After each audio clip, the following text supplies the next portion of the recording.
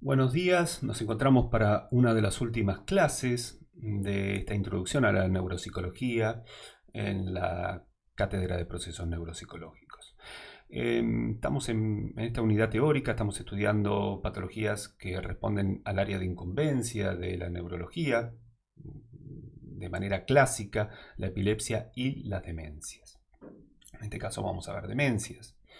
Pero bueno, con esta unión entre la psicología cognitiva, las neurociencias, los grandes avances que ha tenido desde la década del 90 las neurociencias y el acercamiento de las ciencias sociales al estudio de la biología, de la conducta humana, ha hecho que psicólogos, psicopedagogos, terapistas ocupacionales y asistentes sociales se acercaran de una manera muy activa a trabajar codo a codo con neurólogos y psiquiatras y médicos clínicos en el abordaje e investigación de las demencias.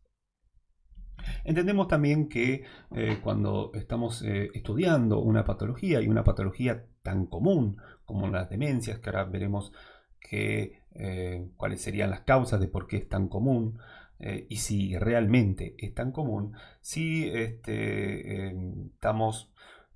somos conscientes de que muchos de ustedes tendrán algún familiar o algún allegado que padezca de algún tipo de deterioro cognitivo o de demencia. Tratamos de este tema con el mayor de los respetos, principalmente desde mi parte, que me dedico hace 20 años al estudio de las demencias, en función también de que he tenido familiares que han padecido esta enfermedad. Así que es realmente muy movilizante para todos, pero bueno, hay que estudiarla y de esta forma también nos fortalece el saber acerca de algo que tememos y nos angustia. Una de las primeras cosas que podemos empezar a decir, uno de los primeros conceptos, uno de los primeros aspectos relacionados con las demencias es, primero que nada, el interés sociosanitario en función de que siempre se ha relacionado a las demencias con una población sumamente frágil, como es la de adultos mayores, es decir, mayores de 65 años. Esto es una convención de la Organización Mundial de la Salud en función de la edad jubilatoria. Hoy en día se está pensando en trasladar a 75 años la idea de la tercera edad. Pero al existir mayor cantidad de diagnósticos, porque hay más métodos de exploración, porque tenemos mejores criterios diagnósticos, porque podemos realizar estos diagnósticos de manera precoz, porque es nuestro interés hacerlo de manera precoz para poder intervenir lo más rápido posible y brindar la mejor calidad de vida dentro de una patología que por definición es irreversible. Este interés sociosanitario ha reflejado también el impacto que tiene el problema en la sociedad en general. No solamente es un problema que sufre la persona, no es solamente un problema de orden neurológico, sino que golpea el corazón de toda una familia y es un problema de índole social. No solamente por el gasto de recursos psicológicos y físicos que involucra disruptivamente en la familia, sino también por el gasto de recursos de salud.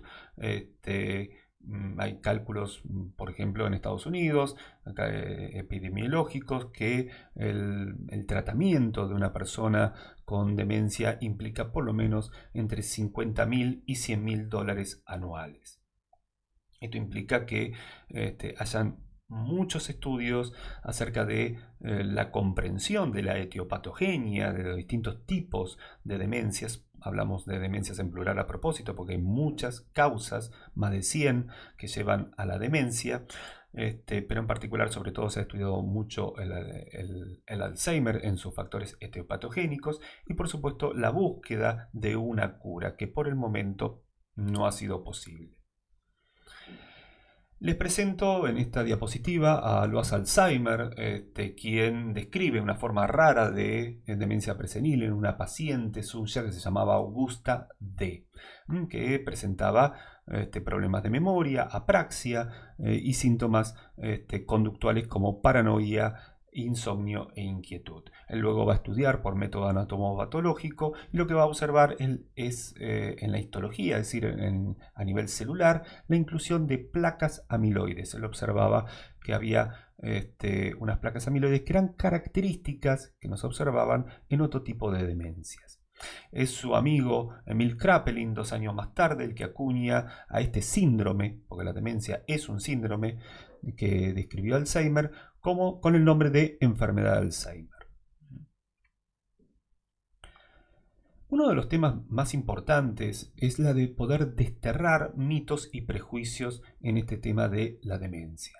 Generalmente asociamos, como decía en un momento, a la demencia con la vejez. De hecho, tenemos descriptos, como lo describió a los Alzheimer, a los 51 años, Auguste Day, pero hemos descrito pacientes en la literatura y he visto personalmente pacientes de 35 a 45 años con formas de demencia tipo Alzheimer y frontotemporales. Es decir, no es solamente un problema de la vejez y de hecho el imaginario social invita a pensar que la persona mayor es una persona que tiene cambios cognitivos muy cercanos a lo que criollamente se llama chochera.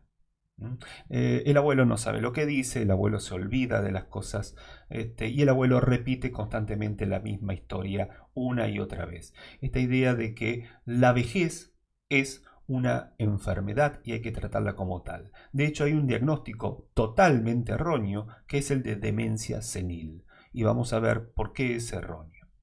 Pero sí tenemos que entender que hay un continuum cognitivo de una persona, supongamos en el envejecimiento, una persona a los 75 años, que puede tener una normalidad cognitiva, estar cursando un deterioro cognitivo leve, que ahora lo vamos a pasar a definir, o encontrarse en la demencia. Pero esto es un continuum que va de la normalidad de no tener cambios cognitivos que impacten funcionalmente en la vida diaria de la persona a cambios cognitivos profundos donde la persona ya pasa a ser totalmente dependiente y perder su autonomía y ser la persona que era. Esta es una enfermedad desubjetivizante, una enfermedad que estamos hechos de memorias y si perdemos memorias estamos perdiendo nuestra identidad. Una persona mayor, y entiendan por mayor, hoy en día realmente cuando me dicen 80 años yo digo, hace 20 años que yo trabajo en Alzheimer, me dicen, tiene 80 años, y digo, es joven. ¿No? Entiendo que alguno de ustedes tenga 19, 20 años y le diga, tiene 40 años, el profesor 46 tengo de neuropsicología, es un viejo. Pero a medida que uno, se relaciona desde el ámbito de la gerontología, empezamos a entender que los ciclos vitales todavía tienen muchísimo para dar hacia los 80 años. Y realmente yo he tenido pacientes de 100 años que han venido a trabajar sus sueños, ¿no? Y a cómo desapegarse de esta vida terrenal, y me parece maravilloso. Incluso personas con proyectos muy activas. Los griegos decían que ser joven es tener proyectos, es tener un mañana. Los cambios cognitivos en una persona mayor, pongámosle 75 años, si quieren poner un número, en realidad no son mayores. Generalmente nos centramos mucho en la memoria, ha tenido mucha prensa la memoria en función de la popularización del diagnóstico de Alzheimer, frente a otras formas como la frontotemporal, que no es tan común como el Alzheimer.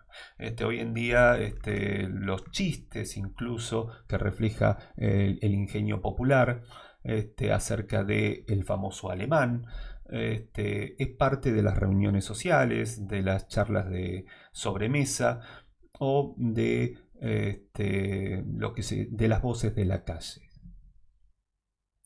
Por eso el tema está muy centrado en la memoria. En los años 80 el problema estaba colocado más en el temor a tener un infarto coronario, cardíaco. Hoy en día, con el auge de las neurociencias, todo el mundo piensa en una ACV y de hecho hay mucha difusión mediática respecto de los síntomas de la ACV y de los síntomas, ACV es accidente cerebrovascular, y de los síntomas del Alzheimer.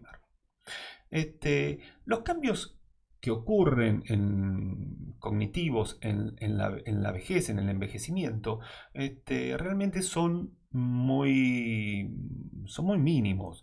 Ustedes tienen el material de funciones ejecutivas en los cuales ven el desarrollo de las funciones ejecutivas en el niño y los cambios que se observan en la vejez. El envejecimiento es particularmente vulnerable en las funciones ejecutivas y con respecto a una función tan delicada como la memoria, no observamos mayores cambios en la memoria episódica, en la memoria semántica. Al contrario, lo que vemos es una memoria semántica mucho más rica que en edades más jóvenes y tampoco observamos cambios en la memoria procedimental. Sí, lo que observamos son cambios en la velocidad de procesamiento. La persona puede estar más lenta, hay que darle más tiempo para almacenar información y más tiempo para recuperar.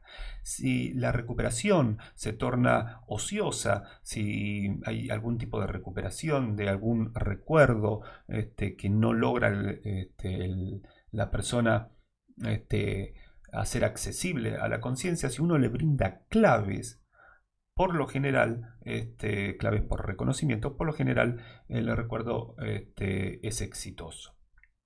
Por lo tanto, con un andamiaje mínimo, la persona no padece de problemas de memoria significativos clínicamente. Con respecto a las otras funciones cognitivas, como el lenguaje, las praxias, las nocias, no necesariamente presentan alteraciones. Sí hemos visto diferencias con respecto a la función ejecutiva, donde tal vez la persona tiene menor capacidad para inhibir, para atender o para cambiar un esquema de pensamiento al otro. En lo que llamamos flexibilidad cognitiva. Pero estos cambios, vuelvo a decir, son mínimos, no son clínicamente significativos, en tanto no impactan en las actividades de la vida diaria. En el deterioro cognitivo leve, aquí sí observamos una queja, le llamamos queja al motivo de consulta, donde la persona nota cambios en la memoria que son corroborados por un informante, un allegado que menciona que esto que dice el paciente es cierto, que si se olvida las llaves, si se olvida de cerrar el portón del garage, se olvida lo que tiene que ir a comprar o la cita del médico. Este deterioro de la memoria lo tenemos que corroborar con pruebas objetivas, especializadas, pruebas de neuropsicológicas de memoria, y tenemos que observar por lo menos un desvío estándar, un puntaje negativo en alguna de estas pruebas para decir sí, por lo menos hay un dominio cognitivo que está alterado. Este es el primer criterio de deterioro cognitivo leve, que fíjense que desde el año 1995 se han ido modificando, se lo ha ido desalmecerizando, donde la queja de pérdida ya no es solamente de memoria, sino cognitiva. Hay veces que la persona refiere tener problemas en el lenguaje o que tiene dificultades para adaptarse a situaciones nuevas, que está relacionado con las funciones ejecutivas. Por lo general, en el deterioro cognitivo leve, la función cognitiva, las demás funciones cognitivas se encuentran normales y no hay impacto funcional. Esto es lo más importante de todo. Es decir, esta sigla ABD significa actividades de la vida diaria. Esto significa que la persona en las actividades de la vida diaria puede vestirse por sí misma, puede alimentarse por sí misma, puede hacer su comida, deambular, tal vez con un bastón, pero deambular independientemente, higienizarse, ir al baño, manejar adecuadamente su medicación, sus turnos médicos, manejo de electrodomésticos, del teléfono. Es decir, la persona, tanto a nivel de la actividad de sus tareas diarias cotidianas y de las tareas diarias que implica el manejo de instrumentos, la persona es totalmente válida, autónoma y no necesita supervisión, es independiente. Cuando el impacto en los cambios cognitivos es significativo, se va a notar en los cambios en las actividades de la vida diaria, y es ahí que estamos hablando de demencia. Cuando mostramos un perfil cognitivo, esto que en las primeras clases de métodos de estudio en neuropsicología hablábamos de disociación, lo que vamos a observar, esto es un perfil cognitivo, tenemos los distintos dominios cognitivos que son evaluados por los test que ustedes observan abajo, lo que vamos a observar es una curva que en el deterioro cognitivo leve, amnésico en este caso, va a tener una caída de por lo menos un desvío estándar. Esta es la media, que está en 0, menos 1, ya es debajo de menos 1 ya es significativo de deterioro. Y lo que pueden observar es que la evocación a largo plazo y el reconocimiento están alterados, pero las otras funciones están en puntajes medios.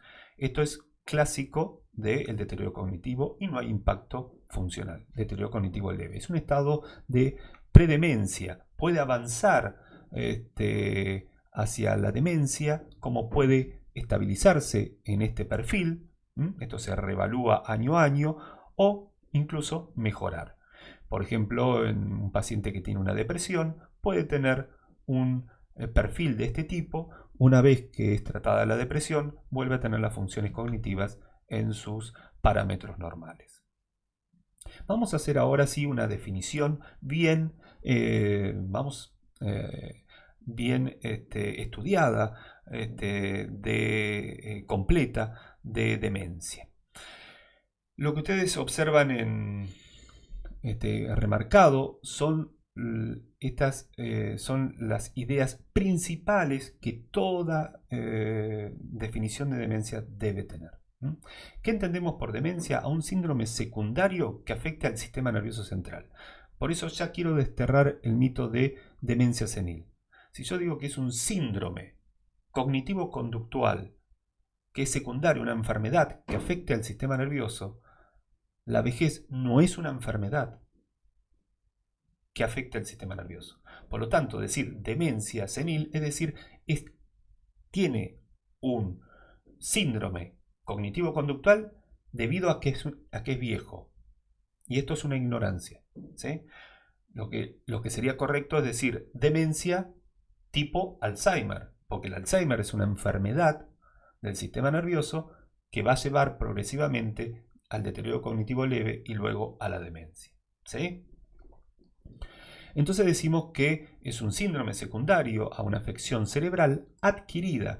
Esto lo decimos para distinguirlo de los retrasos, los trastornos del neurodesarrollo o los retrasos congénitos que pueda tener la persona. Es decir, esta es una persona que ha tenido un capital cognitivo muy rico y que en algún momento de su vida empieza a mermar a causa de una enfermedad adquirida, que produce una alteración en las funciones intelectuales, cognitivas y o de la conducta de la persona. Acá abrimos el abanico, no solamente el inicio de la enfermedad, estamos haciendo siempre poniendo el acento en los inicios, porque hacia el final de las enfermedades, porque esto tiene distintos niveles de severidad, leve, moderado y grave, hacia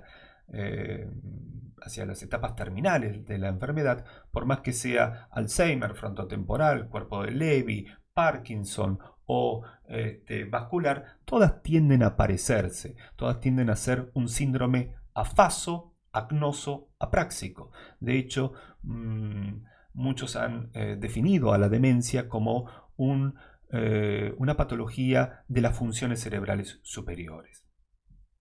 Pero en el inicio puede haber cambios cognitivos o de la conducta. Por ejemplo, en las demencias frontotemporales comienza con cambios conductuales, no cambios cognitivos. Por eso decimos que produce una alteración de las funciones intelectuales y o de la conducta respecto a un estado anterior, conocido o estimado, de suficiente importancia para interferir ampliamente en las actividades de la vida diaria. ¿Sí? Si nuestro paciente tiene problemas de memoria e incluso tiene problemas de flexibilidad cognitiva, pero puede llevar una vida totalmente independiente, puede trabajar, puede cuidar de sus hijos, puede cuidar de su pareja y tener una vida social rica y seguir disfrutando de la vida, no estaríamos hablando de demencia, estaríamos hablando de que tiene problemas de memoria para los cuales necesita trabajar en algún tipo de estimulación neuropsicológica. Entonces tiene que interferir necesariamente y en las actividades de la vida diaria. Si no hay afectación de la actividad de la vida diaria, no es clínicamente significativo, es un problema menor de la memoria, del lenguaje o de las funciones ejecutivas. Y cursa independientemente de alteraciones de la conciencia. Esto significa que no hay síndromes confusionales porque la demencia cursa con lucidez de la conciencia. Lo que empezamos a observar, esto es una metáfora, es la pérdida de las memorias representadas en las palomas, y esto es una referencia a Pitágoras, quien decía que la memoria era como un palomar en el cual el que manejaba el palomar abría una jaula y sacaba una paloma que era una memoria. Es una pérdida progresiva que se instala de manera progresiva e insidiosa y es irreversible. Esto completa la definición. Es un deterioro gradual y progresivo que afecta la vida social, laboral y familiar de la persona en estos tres grandes grupos. La persona con demencia se encuentra en el medio de este conjunto, en la conjunción de estos tres grandes grupos. Tiene alteraciones cognitivas, alteraciones de la conducta y del estado de ánimo e impacto en las actividades de la vida diaria funcionales e instrumentales. ¿Cómo las clasificamos? Las vamos a clasificar a las demencias de acuerdo a su etiología. Si la etiología es degenerativa, es primaria e irreversible. ¿Qué significa que sea degenerativa? Que las causas responden a una alteración en el metabolismo neuronal. Vamos a hablar acá de la inclusión de proteínas por mutaciones genéticas. La función de los genes es la de sintetizar aminoácidos para la formación de proteínas que tienen que cumplir una función en distintos órganos. En el caso del Alzheimer, un péptido como el beta-amiloide tiene una función fundamental para el transporte de los lípidos, pero que por una mutación en determinados genes se construye de una manera anómala y por lo tanto lo que hace es tener un efecto tóxico sobre la membrana neuronal y mata por lo tanto a la neurona, lleva a un proceso de apoptosis neuronal que iremos viendo un poquito más en detalle cuando describamos a la demencia tipo Alzheimer. Pero las demencias degenerativas son aquellas que se consideran proteinopatías. Son causas de mutaciones genéticas con inclusiones proteicas en el cerebro que matan neuronas, que se llama apoptosis neuronal. Y esto implica una atrofia.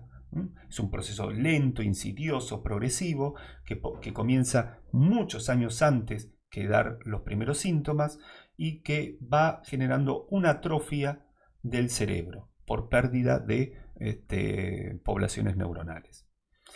Las demencias tratables son aquellas que vamos a representar como demencias que tienen la posibilidad de tratar en sus causas o en sus factores de riesgo. Por lo general, y de hecho las únicas que consideramos tratables son las demencias vasculares. Si nosotros tratamos los factores de riesgo vascular, que son los mismos que afectan al corazón, en tanto que es una patología sistémica del sistema vascular, si controlamos los factores de riesgo, podemos detener el avance de una demencia vascular o de un deterioro cognitivo de índole vascular. Y las demencias secundarias son llamadas pseudodemencias, en tanto que si son tratables sus causas, por lo tanto, los síntomas que se asemejaban tanto a la demencia desaparecen. Es como el caso de la depresión. Hay depresiones muy profundas que se asemejan en las puntuaciones de los perfiles cognitivos de los test neuropsicológicos, se asemejan al comportamiento de un Alzheimer, pero como bien les decía, cuando describía el deterioro cognitivo leve, si tratamos con psicoterapia y psicofármacos a la depresión, el paciente vuelve a su estatus cognitivo habitual.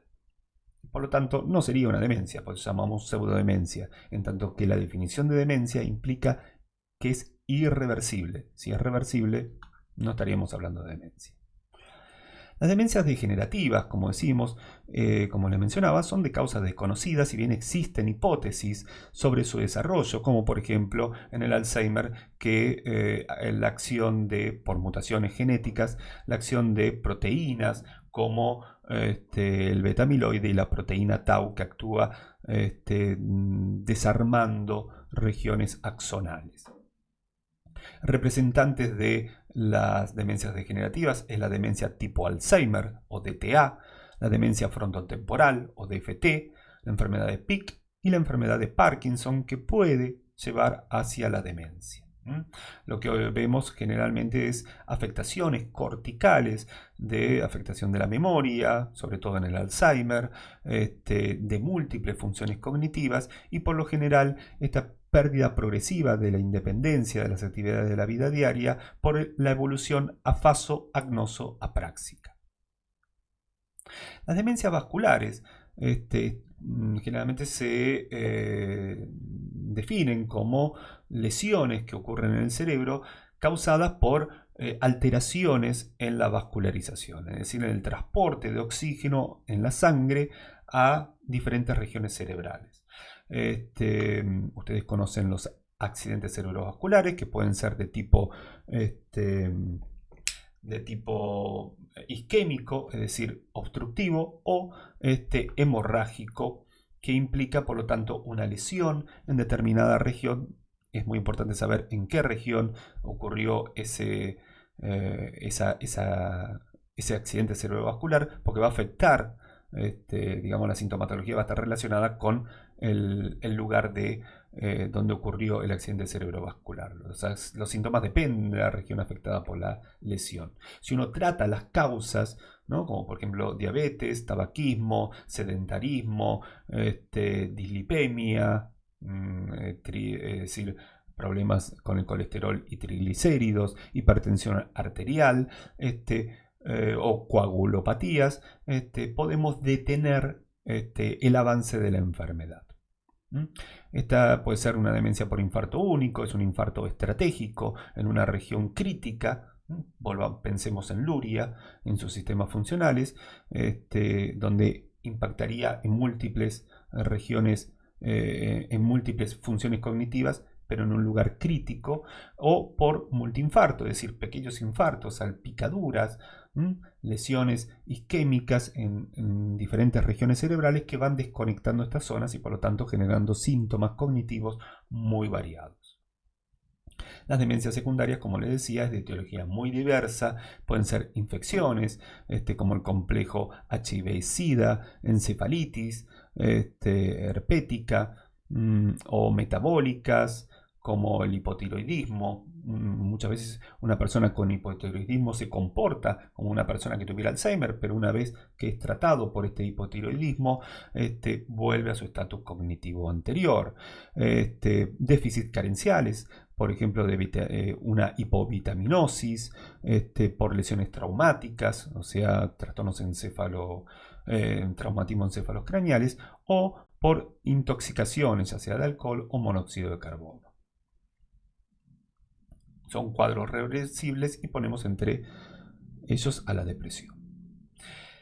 Si lo seguimos clasificando, la clasificación anterior tenía que ver con las causas, la etiopatogenia y su tratamiento. En este caso vamos a hacer un criterio localizacionista. Las demencias las podemos clasificar de acuerdo a las áreas que están afectadas.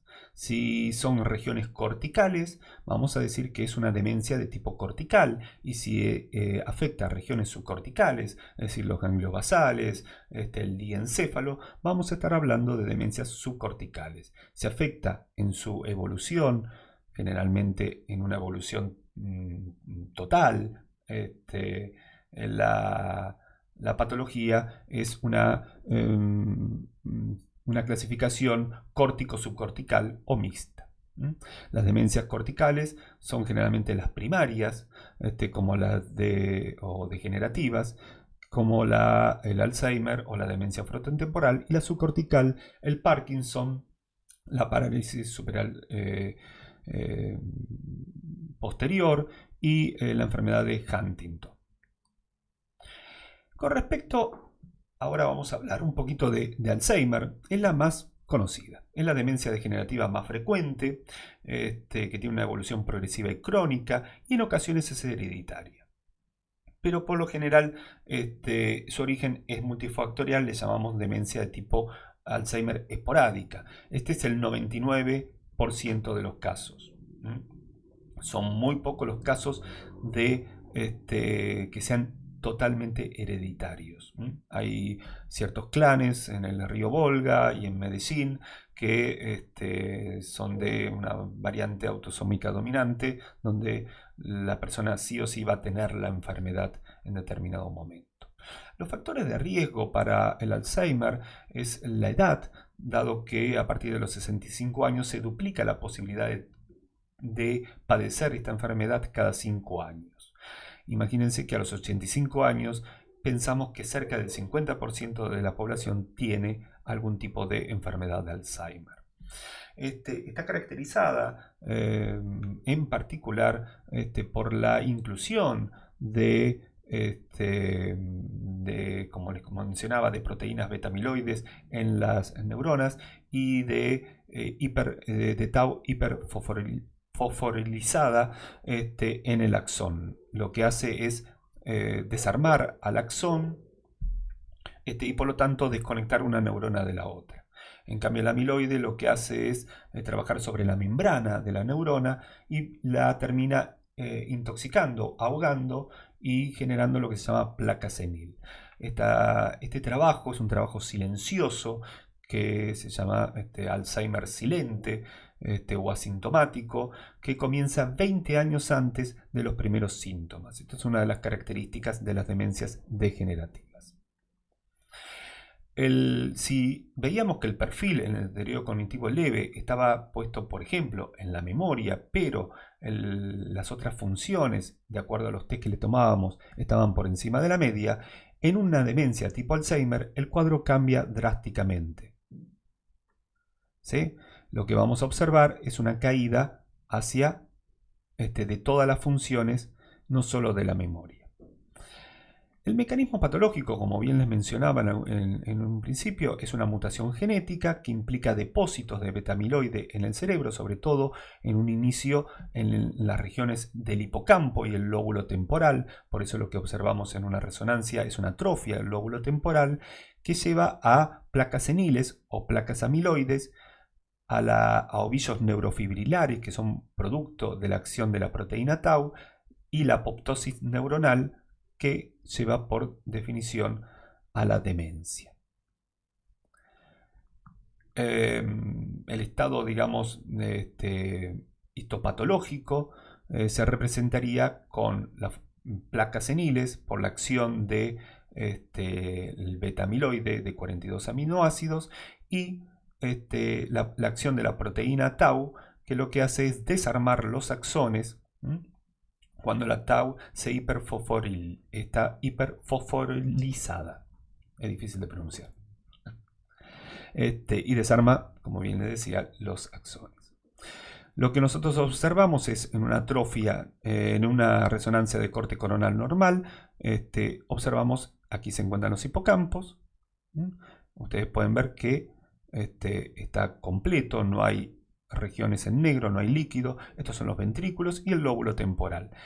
Sería una resonancia de una persona con deterioro cognitivo leve y ya podemos observar que esa queja cognitiva, de queja de memoria que se reconoce en los test, también se puede reconocer en una resonancia cuando hay un achicamiento, una atrofia de los hipocampos.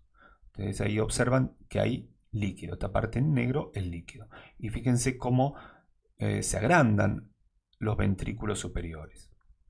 En la demencia tipo Alzheimer lo que tenemos es realmente el hipocampo con una atrofia realmente muy severa, y ya la atrofia en los lóbulos temporomediales son muy importantes, y este agrandamiento de los ventrículos implicaría que hay más espacio en función de que hay pérdida de masa encefálica. Si nosotros lo mostráramos en un SPEC, las regiones en rojo y amarillo son regiones activas, y en lo normal ustedes pueden observar que toda el área cortical está mucho más activa.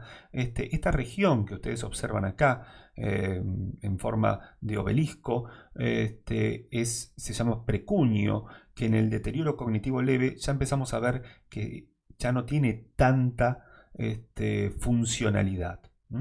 No por solamente atrofia, sino que no hay hay un hipometabolismo, está menos funcional. Incluso los estudios de funcionales que se realizan en pacientes con deterioro cognitivo son muy valorados, porque antes de que observemos la atrofia que veíamos en la resonancia magnética, los cambios estructurales, lo primero que se observa es los cambios funcionales, es decir, las áreas que dejan de funcionar por un hipometabolismo. Ya pueden observar que acá las regiones del precuño y temporal se ven mucho en celeste y no hay, por lo tanto, tanta actividad. Por lo tanto, no hay acción cognitiva normal. La demencia vascular es la segunda causa de demencia y es una forma que la podemos prevenir con un estilo de vida sano, una dieta mediterránea y evitando el sedentarismo. Puede ser por patología de los grandes vasos o de los pequeños vasos, es decir, de los capilares, y los mecanismos, como habíamos mencionado, pueden ser por isquemias, infartos o hemorrágicos. Este tipo de evolución, a diferencia de este tipo de demencia, tiene una evolución muy diferente a las degenerativas. Las demencias degenerativas tienen una evolución que nosotros decimos que es en tobogán. Es una línea que va desde arriba hacia abajo en una pendiente progresiva, insidiosa y lenta. En este caso es una evolución escalonada. El paciente tiene un estatus cognitivo normal, pero hay un evento, un accidente cerebrovascular, que implica una caída brusca de un momento para el otro. Tiene el infarto cerebral y el paciente, luego de recuperarse, tiene problemas de lenguaje, tiene problemas de memoria. Puede tener en un intervalo de 3 a 6 meses una muy buena recuperación, pero si tuvo un infarto cerebral, tiene mayor probabilidad de tener un segundo infarto cerebral, y encima si no toma medidas de prevención sobre las causas que llevaron a ese infarto cerebral, teniendo en cuenta si es isquémico, obstructivo. Si existe un segundo caso, un segundo ACV, vuelve a caer el estatus cognitivo. Por lo tanto, vamos formando una evolución en escalera, y no es una pendiente tipo tobogán. Como bien decíamos, las causas son muy variadas, pero están relacionadas lo que hace mal al corazón, lo que hace mal a el sistema arterial, va a impactar también en el cerebro. Estamos hablando de obesidad, cardiopatías, dislipemia, tabaco, abuso de alcohol, diabetes e hipertensión arterial. Bien, entramos quizás en una de las más difíciles de comprender, que es las demencias frontotemporales. Las demencias frontotemporales es un grupo de demencias que están caracterizadas por una degeneración o una atrofia cortical selectiva de los lóbulos frontales y de la parte anterior de los lóbulos temporales por procesos neurodegenerativos. Generalmente están relacionados con la proteína tau. Entendemos que hay varias, ya decíamos, varias subclasificaciones, por lo menos hay 6, pero vamos a tratar de, por lo menos, describirlas. Si nosotros observamos un perfil cognitivo de un paciente con demencia frontotemporal, vamos a observar que sí puede tener un pequeño problema de memoria, pero por lo general la memoria no es lo primero en el inicio que se afecta. El lenguaje puede estar un poco caído, pero lo que más está caído es la fluidez verbal fonológica. Esta es una prueba que nosotros le pedimos que nombre palabras que empiecen con la letra P. Esto implica una organización, una estrategia a nivel de los lóbulos prefrontales para poder organizar y buscar palabras que empiecen con la letra P. En este test muy sensible para la evaluación de los lóbulos prefrontales y de la función ejecutiva, en tanto que requiere de una estrategia y una flexibilidad cognitiva importante, los pacientes que tienen problemas en los lóbulos frontales tienden a puntuar muy mal. Atencionalmente es un paciente que está bien, pero que la caída significativa la vamos a observar en las funciones ejecutivas, que como bien habíamos observado en la clase anterior con respecto a lóbulos frontales y función ejecutiva, la función ejecutiva está relacionada con la actividad normal de los lóbulos frontales. Fíjense que la diferencia con respecto al perfil de un paciente que tiene demencia tipo Alzheimer, donde el acento está puesto en la caída en pruebas de memoria, el lenguaje está conservado atencionalmente también y las funciones ejecutivas también, en un inicio, por supuesto, pero las funciones visoespaciales, como copia de figuras, lo que llamamos praxia constructiva, también se ve alterada. Estas son las dos grandes funciones cognitivas que se ven afectadas en el Alzheimer en inicio, la memoria y las funciones visoespaciales. Según los criterios de Lund y Manchester, las demencias frontotemporales tienen en su comienzo insidioso, lento y progresivo, como toda demencia degenerativa, una pérdida temprana del cuidado personal, del tacto social, signos de desinhibición, hiperoralidad, una importante impulsividad, es decir, se caracteriza por desórdenes conductuales. Ustedes deben recordar a Phineas Gage. No solo tiene desórdenes conductuales, sino síntomas afectivos relacionados con la apatía o la falta de empatía, indiferencia, retracción emotiva. Si tiene más compromiso con el lóbulo temporal, vamos a observar síntomas del lenguaje como reducción progresiva del habla o estereotipia del lenguaje, pero tanto la orientación espacial como las praxias, estamos hablando de las praxias, lóbulos parietales, y la orientación espacial está relacionada con no solo los lóbulos parietales, sino también con la memoria. Como no están afectadas estas regiones, por lo general en un inicio la orientación espacial y las praxias están conservadas.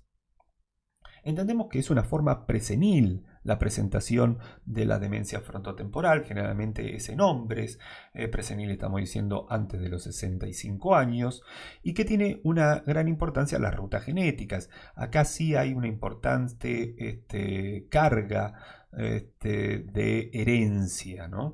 Observamos, por ejemplo, en el gen 17 modificaciones en la proteína tau que implicaría una herencia autosómica dominante.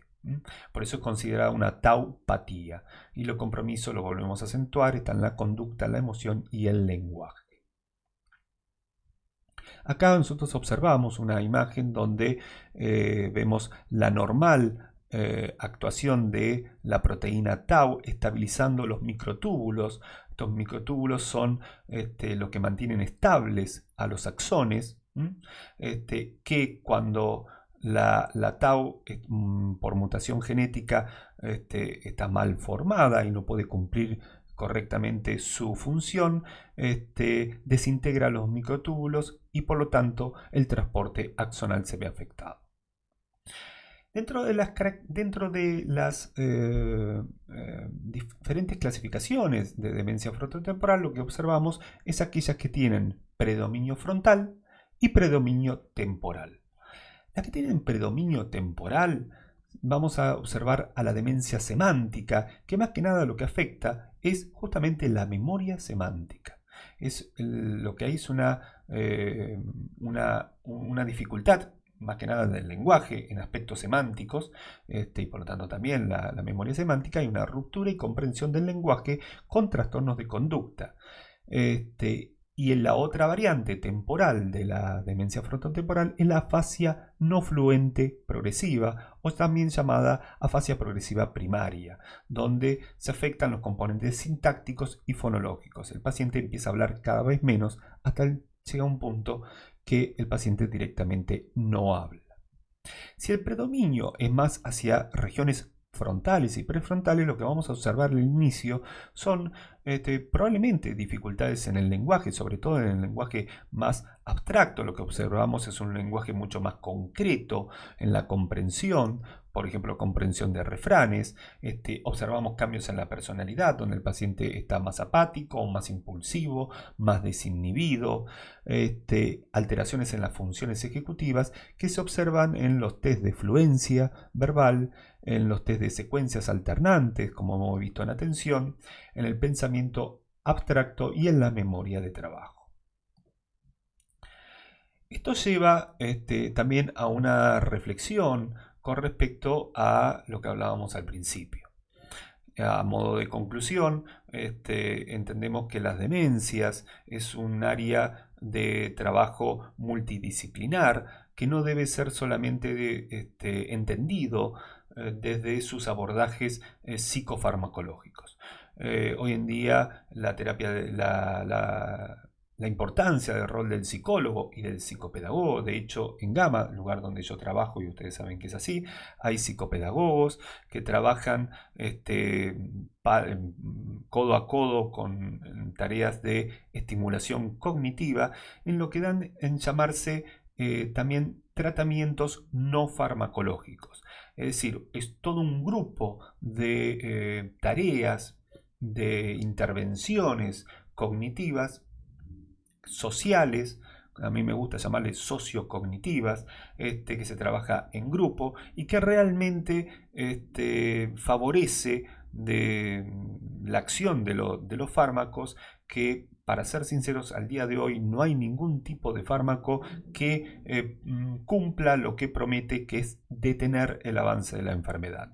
Generalmente se trabaja con tres tipos de fármacos, el donepezilo, rivastigmina y la memantina, pero redundan más en un beneficio de los aspectos conductuales más que cognitivos. La tarea de trabajar con la familia para aminorar lo disruptivo de los trastornos conductuales y cognitivos del paciente, para que la familia pueda encontrarse acompañada en grupos de autoayuda, con cuidadores formales, y los tratamientos no farmacológicos, como les mencionaba, los de estimulación cognitiva, son los que completan el tratamiento. Tenemos que entender que trabajamos de manera integral con otros profesionales y donde la interdisciplina es bienvenida.